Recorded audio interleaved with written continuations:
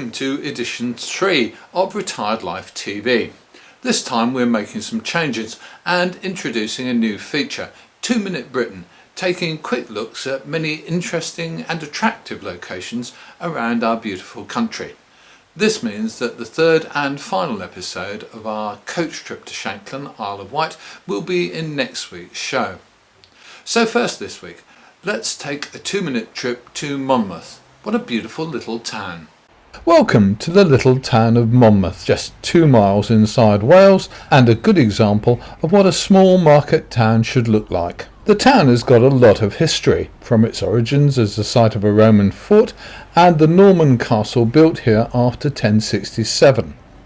And Monmouth itself is one of those rather pleasant little towns where out-of-town shopping hasn't yet taken shoppers from the town's centre. Charles Rolls of Rolls-Royce fame lived here, and King Henry V was born in the castle. But my favourite bit of the town was the Savoy Theatre, said to be the oldest working theatre in Wales, and now operated by a trust staffed by local volunteers. It's lovely. Give it a look if you can.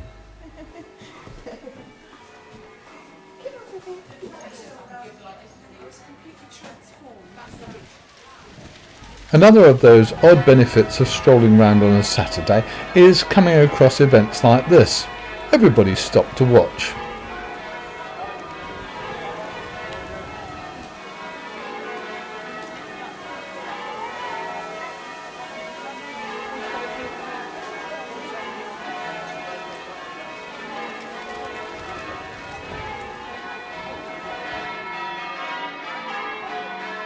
Then it's time to stroll back to the car, taking the time to have a look into some of the small shops that help make Monmouth a great place to visit.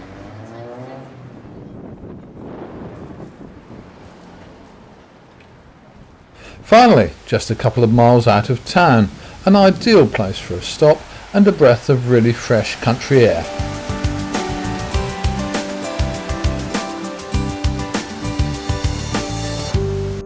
Here's a new feature due up next week on Retired Life TV. Love That Car. It's a look at cars from an owner's viewpoint. So after downsizing from a caravan owner's 2-litre tow car, we decided to take a look at the Suzuki Alto. 1 litre, no car tax, and on the road for around $5,999. It's a startling deal. With claimed fuel consumption at around 67 miles per gallon, it was a no-brainer for us. So discover what we think after a month's ownership. If you've downsized your car, let us know how you've got on our Facebook page, via Twitter or by email. We'd love to hear from you. And now it's time for one of our most popular features, Becky's Kitchen. This week, Becky Copestake is making a beautiful grown-up tomato soup. This is the last of her first 3 recipes. She'll be back with 3 more in the programme starting on the 22nd of May. Hello, I'm Becky. Welcome to my kitchen. I'm going to make a tomato soup, but it's not just an ordinary tomato soup, it's got hidden vegetables. So it's quite useful to work towards your 5 a day with this. You start off with an onion, which I've peeled and partly chopped. I want to just show you that to be safe you need to work with a bridge with your fingers. So tuck 3 away, hold onto the onion, cut between the bridge and just hold the pieces together while you're cutting. Turn it and I cut then across them and you're completely safe. There you are, that's how to cut your onions safely. That's going to go in the saucepan. We're going to cook that in a few minutes, but we need to get everything else ready as well.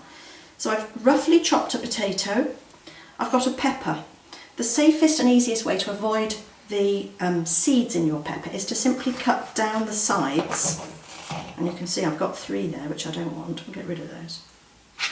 And then cut down the other side of your pepper, cut off in strips, take off the bottom, and then you are left with all the seeds attached to the stalk, safely out of the way.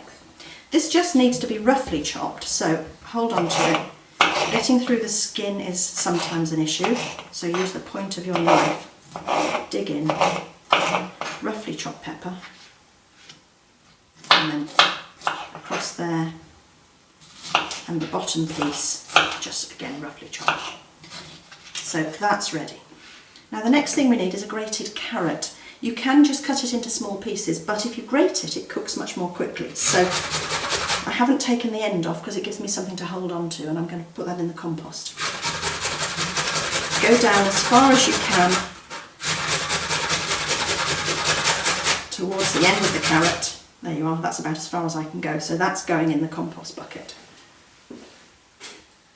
Right, so those are the vegetables prepared. So now we need to go over to the cooker and I'll show you what we do next.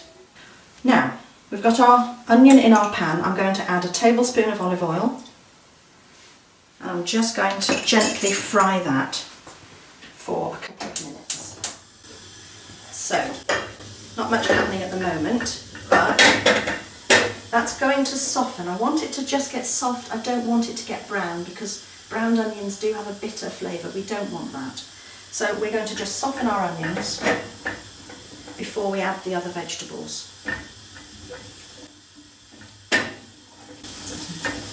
Starting to sizzle a little bit. I've got a spoon that's made of silicone. It won't melt. It does look like a plastic spoon, but don't worry, it's not going to melt. So beginning to sizzle a little bit.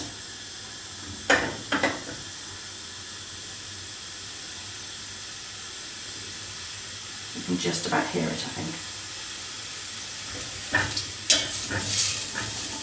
If you are a garlic lover, you can put a couple of cloves of garlic into this, which just improves the flavour a little bit.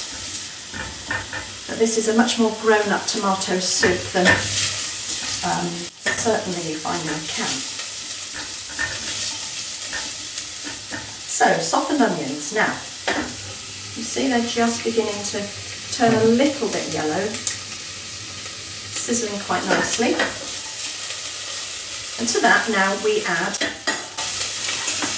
our vegetables. So in go the carrots,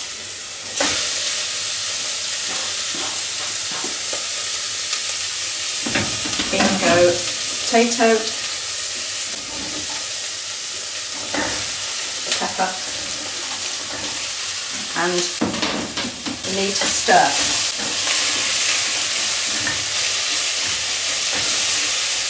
What we're doing, rather noisily, is just improving the flavour of the vegetables. If you fry them a little bit, it brings out their flavours.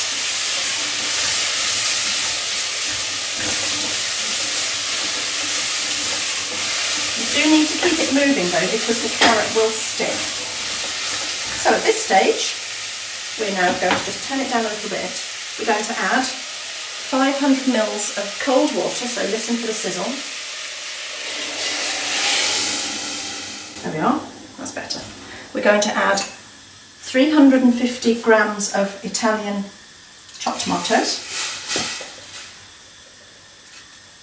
And we're going to add a vegetable stock cube. Turn it up again so it doesn't take too long to boil. In it goes. You don't have to break it up, you're going to stir it in there. And now we're going to add half a teaspoon of sugar. The reason for this is that tin tomatoes have quite a lot of acid in them. If you add just a little bit of sugar, it makes the tomatoes taste more tomatoey. So give it a jolly good stir. It's got to come to the boil, and when it's boiled we'll put the lid on and we'll simmer it for 20 minutes. Now the soup has had 20 minutes simmering. It's cooked. The pieces are all nice and soft, so it's time to blend it.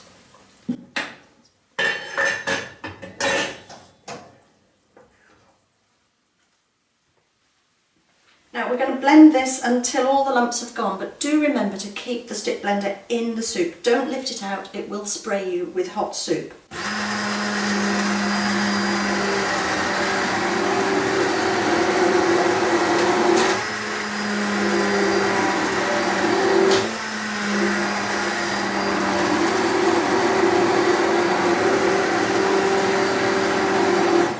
We're nearly there. Give it a quick stir and just see if anything appears. No, we're done. Turn it off and then there's no risk to anybody. Go in the sink. Now you do need to taste your soup always because it can need a little more seasoning. So very hot, be careful, little taste from the side. Oh, it's nice. It does just need a little more pepper though.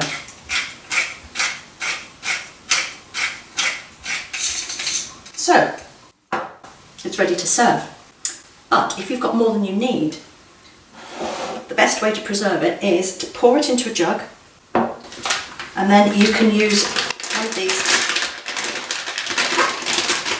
pour and straw bags, and then you can put the surplus into the freezer for when you want it the next time.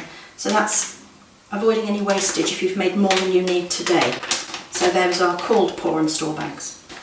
So there we are, tomato and vegetable soup.